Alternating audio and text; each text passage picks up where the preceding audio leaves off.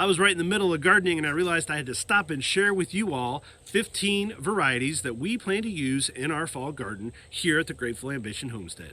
14 of these you've probably heard, or at least are fairly well known as fall varieties, but our last one is gonna be a wild card. It's a high risk, high reward situation, but I promise you, if you give it an attempt here in August, it should pay dividends before your first frost. So this is in no particular order. I'm pulling these literally out of my pocket, so I apologize for the crinkles, but here we go. We're gonna start with some of our root varieties. The first one being a Snowball Turnip.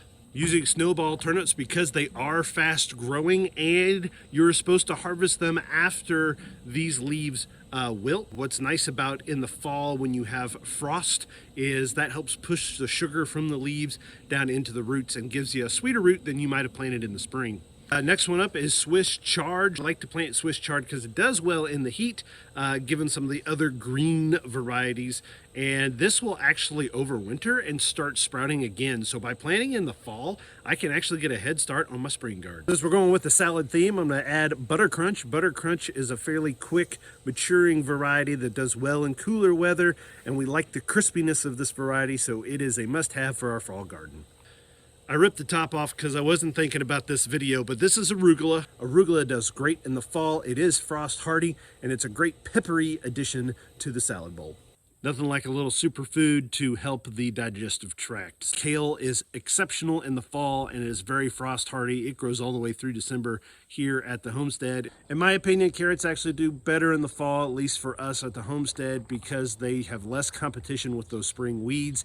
It's a little bit drier, so the roots don't rot so bad. Also, when the leaves wilt, the sugar from those leaves will go down into the carrot roots, and it makes for an even sweeter carrot than you might get in the spring or summer. What's a salad bowl without radishes? And we have two varieties. This is just leftover from what I had in the spring. So we're gonna put 2 rounds of radishes in this fall because they grow so fast. We'll be able to put some in August and then also at the end of September, and we'll have radishes for the entire fall. Next on the docket is broccoli. Broccoli makes for a great fall variety. As long as you can make sure to get it started in August, that'll give it enough time to produce those awesome flower heads before the first frost, which can cause these flower heads to wilt and be a little soggy. In addition to broccoli, we're going to be using this golden acre cabbage. It is a compact cabbage head. This goes back to the idea that I'm trying to find varieties that have that shorter maturity so that we can make sure we are getting our final product before the hard freeze and not damaging all of our hard work. In the spring, I'm looking for heat-tolerant spinach.